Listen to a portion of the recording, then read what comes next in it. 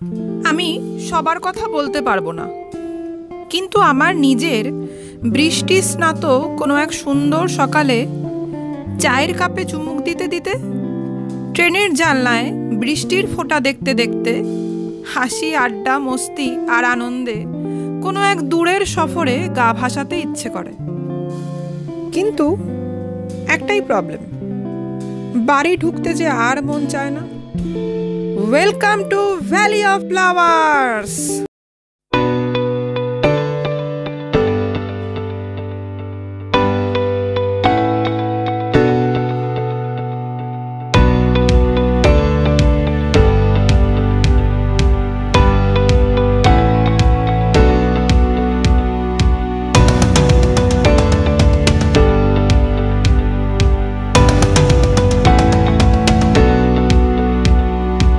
Hello everyone, welcome to my channel. আজকের এই ভিডিওতে আপনাদের সাথে শেয়ার করব ইন্ডিয়ার বেস্ট মনসুন ট্রেক সম্পর্কে।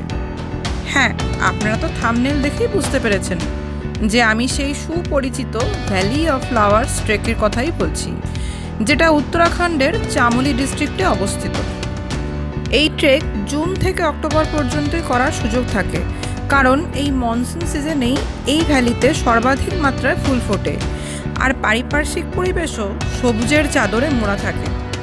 আর তার উপর সাদা কালো মেঘের যে খেলা চলে তা উত্তরাখণ্ডের এই প্রাকৃতিক সৌন্দর্যকে কয়েক গুণ বাড়িয়ে তোলে। চলুন এবারে জেনে নেওয়া যাক এই ভ্যালি অফ ফ্লাওয়ার্স ট্রেক আপনি করবেন কিভাবে। দেশের যে কোনো জায়গাতেই আপনি থাকুন না কেন, প্রথমেই আপনাকে পৌঁছতে হবে হরিদ্বার বা ঋষিকেশ। বাই ট্রেন আপনি এই দুটি স্টেশনের মধ্যে যে কোনো একটিতে চলে আসতে পারেন।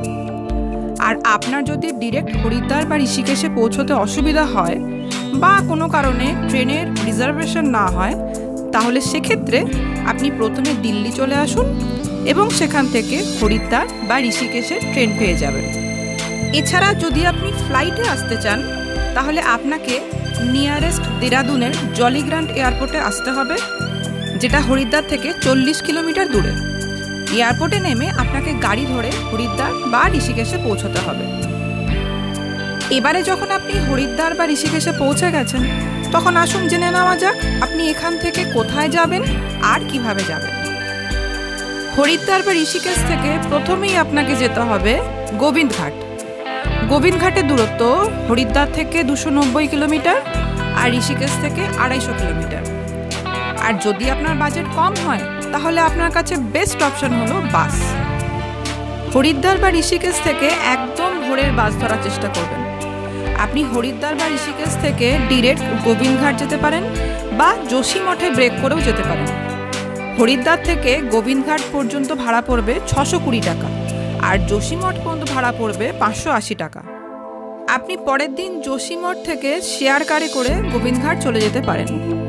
টোটাল জার্নিতে আপনার প্রায় 10 ঘন্টা লেগে যেতে পারে, তাই যত সকালে বাস ধরবেন ততই ভালো। দুপুরের লাঞ্চের জন্য বাস যে ধাবাতে দাঁড়াবে সেখানে করতে পারেন, না হলে গুরুদ্বারাতেও করতে পারেন। এখানে সকাল থেকেই লঙ্গর চলে, পরিবেশও খুবই সুন্দর। আমাদের জার্নির ঠিক 9 দিন আগে, অর্থাৎ 10 জুলাই, যোশীমঠের আগে একটি ল্যান্ডস্লাইড হয়েছিল। এটি হচ্ছে সেই ল্যান্ডস্লাইডের পরের রোড কন্ডিশন। আমাদের গোবিন্দঘাট পৌঁছতে পৌঁছতে প্রায় সন্ধে হয়ে গেছিল। গোবিন্দঘাটে যেখানে বাস আপনাকে নামিয়ে দেবে, সেখান থেকে কিছুটা হেঁটে মেন রোড থেকে নিচের দিকে নেমে আসতে হবে। এখানে আপনি গুরুদ্বারা আর তার সাথে কিছু হোটেলও দেখতে পাবেন। যদিও মেন রোডের ওপরেও কিছু হোটেল আছে, আপনি চাইলে সেখানেও থাকতে পারেন। তবে এখানে আসা বেশিরভাগ যাত্রী গুরুদ্বারাতেই স্টে করেন। গুরুদ্বারাতে থাকার জন্য আপনি ডরমেটরি পেয়ে যাবেন। খাওয়া দাওয়ার জন্য এখানে লঙ্গরের ব্যবস্থা আছে। এছাড়া গুরুদ্বারার ভেতরে ডিসপেন্সারির ব্যবস্থাও আছে। এখানে আপনি থাকা থেকে শুরু করে খাওয়া দাওয়া, ওষুধপত্র পর্যন্ত সব কিছু বিনামূল্যে পেয়ে যাবেন। তবে আপনি যদি স্বইচ্ছায় কিছু ডোনেশন দিতে চান, তাহলে আপনি আপনার সামর্থ্য অনুযায়ী দিতে পারেন। এখানে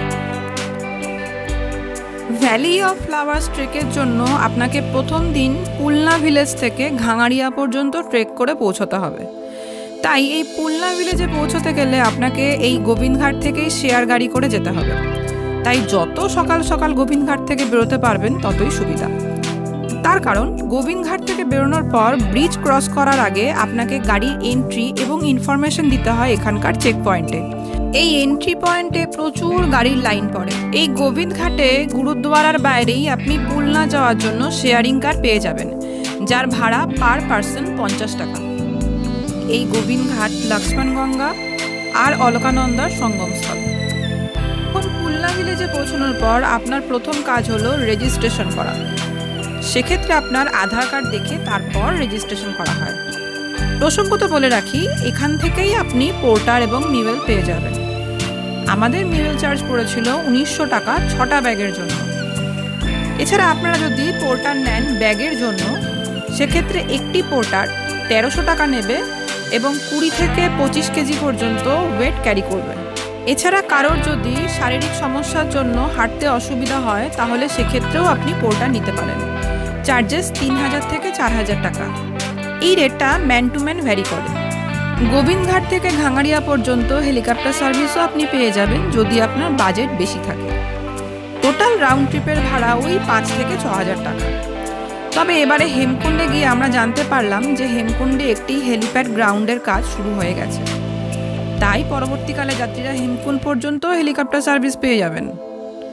যদি আপনি স্টিক ভাড়া নিতে চান তাহলে পুলনাতেও কয়েকটি দোকান আছে যেখান থেকে স্টিক নিতে পারেন। সেক্ষেত্রে আপনাকে 30 টাকা দিয়ে স্টিক কিনতে হবে এবং ফিরে এসে যদি আপনি কোনো দোকানে সেই স্টিক রিটার্ন করে দেন সেক্ষেত্রে আপনাকে 10 টাকা রিটার্নও দিয়ে দেওয়া হবে। পুলনা থেকে ঘাঙাড়িয়া পর্যন্ত পুরো রাস্তাটাই পাথর দিয়ে সুন্দর করে বাঁধানো এবং যাত্রীদের সুবিধার্থে রেলিংয়ের ব্যবস্থাও করে দেওয়া আছে। রাস্তা খুবই চওড়া ও যাতায়াতের সুযোগ্য। পুলনা থেকে ঘাঙাড়িয়ার দূরত্ব প্রায় 10 কিলোমিটার। আমরা সকাল 9:30টায় ট্রেক স্টার্ট করেছিলাম। এই পুরো রাস্তাটি একটি নদী বরাবর চলে গেছে, যার নাম পুষ্পাবতী নদী। এই নদীটি গৌরী পর্বতের তিপ্রা গ্লেসিয়ার থেকে উৎপত্তি হয়ে ভ্যালি অফ ফ্লাওয়ার্সের মধ্যে দিয়ে বয়ে আসছে, তার জন্য এর নাম পুষ্পাবতী। এছাড়া কথিত আছে পাণ্ডবরা যখন স্বর্গারোহণের জন্য যাচ্ছিলেন তখন তারা এই নদীতে ফুল ভেসে আসতে দেখেন, তার জন্য এর নাম পুষ্পাবতী নদী। তবে এই নদীর আসল নাম কিন্তু লক্ষ্মণগঙ্গা। পুলনা থেকে ট্রেক করার সময় আমরা কিছু স্থানীয় লোকের মুখে শুনলাম যে যখন ভ্যালি অফ ফ্লাওয়ার্স এক্সপ্লোর হয়নি তখন এই পুলনা গ্রাম থেকে গ্রামবাসীরা গবাদি পশুচারণের জন্য এত দূরে সেই ভ্যালি অফ ফ্লাওয়ার্সে নিয়ে যেত। পরবর্তীকালে গভর্নমেন্ট ভ্যালি অফ ফ্লাওয়ার্সে পশুচারণ নিষিদ্ধ করে দেয়, যেহেতু ইউনেস্কো একে ওয়ার্ল্ড হেরিটেজ সাইট হিসাবে ঘোষিত করে। এছাড়া এটাও শোনা যায় যে প্রাচীনকালে বিভিন্ন যোগীরা এই ভ্যালি অফ ফ্লাওয়ার্সে মেডিটেশন করার জন্য আসতেন। সত্যি কি অসাধারণ না? আপনি এই যাত্রাপথে প্রচুর খাবারের দোকানের সাথে সাথে অন্যান্য প্রয়োজনীয় জিনিসের দোকানও দেখতে পাবেন। এছাড়া মেডিকেল ক্যাম্প ও টয়লেটও আপনার নজরে পড়বে কিছু দূর পরপর। এখানে স্ক্রিনে আপনাদের সুবিধার জন্য কিছু খাবারের প্রাইস দিয়ে দিলাম, দেখে নেবেন। এখানে আরেকটি কথা বলে রাখি, গোবিন্দঘাট থেকে দুপুর 2টোর পর ঘাঙাড়িয়া বা হেমকুণ্ড সাহেব যাওয়া বারণ আছে। তার কারণ দুপুর 2টোর পর বেরোলে আপনার ঘাঙাড়িয়া পৌঁছতে রাত হয়ে যাবে, যেহেতু পুরো রাস্তাটাই জঙ্গলের মধ্যে দিয়ে যাচ্ছে।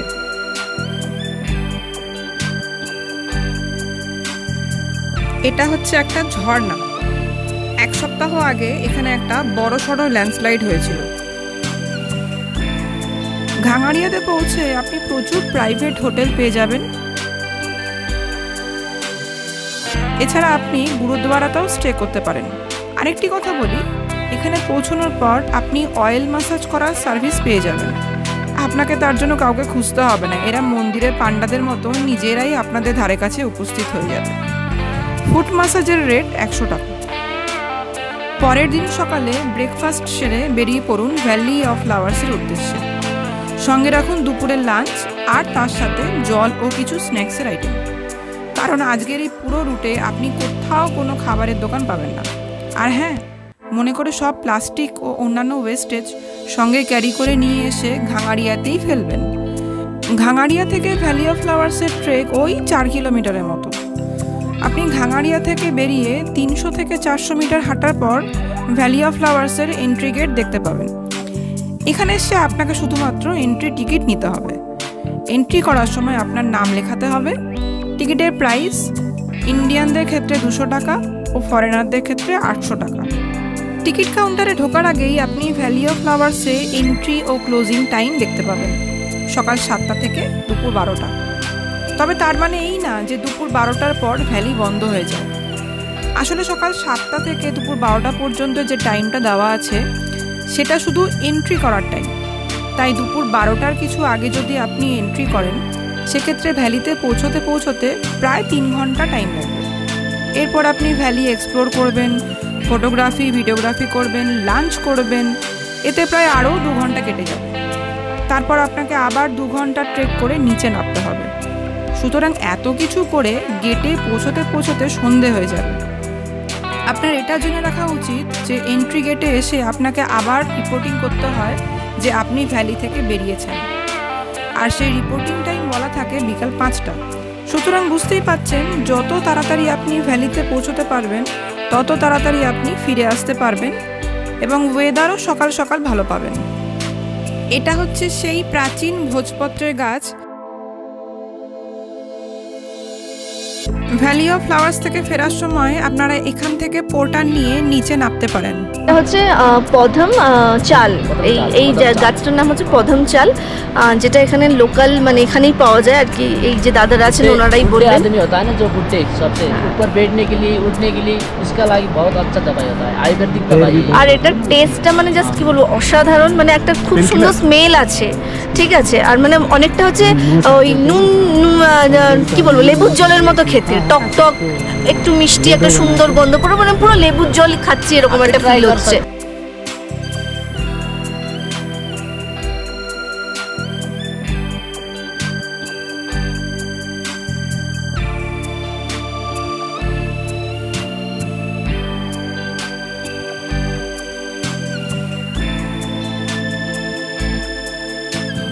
ভ্যালি অফ ফ্লাওয়ার্স থেকে ফিরে এসে ওই দিনও আপনার রাত্রিবাস ভাঙাড়িয়াতে।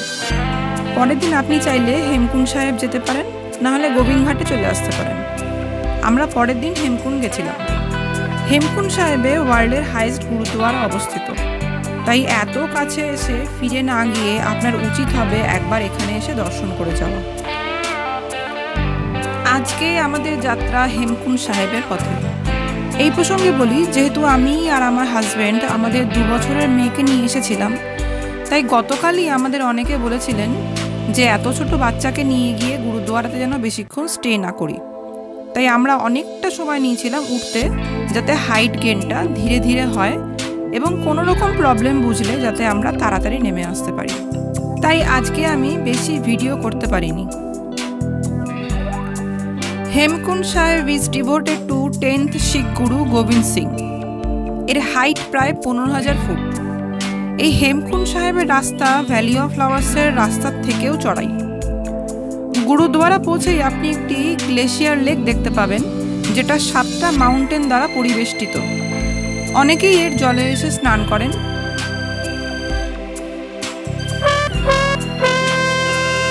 এখানে একটি লক্ষ্মণ টেম্পল আছে। কথিত আছে রামায়ণের যুদ্ধের পর লক্ষণের শারীরিক অবস্থার অবনতি হওয়াতে তিনি এই হেমকুণ্ডের ধারে এসে মেডিটেশন করেছিলেন, তাই এখানে তার নামে মন্দির স্থাপিত হয়েছিল। আমরা ওই 3-4 জন বিকাল 5:30টার মধ্যে হোটেলে ব্যাক করেছিলাম। আর এই যে এনাদের দেখুন, রাত 9:22 এনারা সহাস্য বদনে হেমকুণ্ড জয় করে এখন হোটেলে ঢুকছেন। এবারে আসি মোবাইল নেটওয়ার্ক প্রসঙ্গে। জিও আর এয়ারটেলের নেটওয়ার্ক এখানে পাওয়া যায়, তবে পুলনা থেকে ঘাঙাড়িয়া পর্যন্ত নেটওয়ার্ক মাঝে মাঝে পাওয়া যায়। ঘাঙাড়িয়াতেও নেটওয়ার্ক ভালো চলে। হেমকুণ্ড থেকে ফিরে এসেও আপনাকে রাত্রিবাস করতে হবে ঘাঙাড়িয়াতে।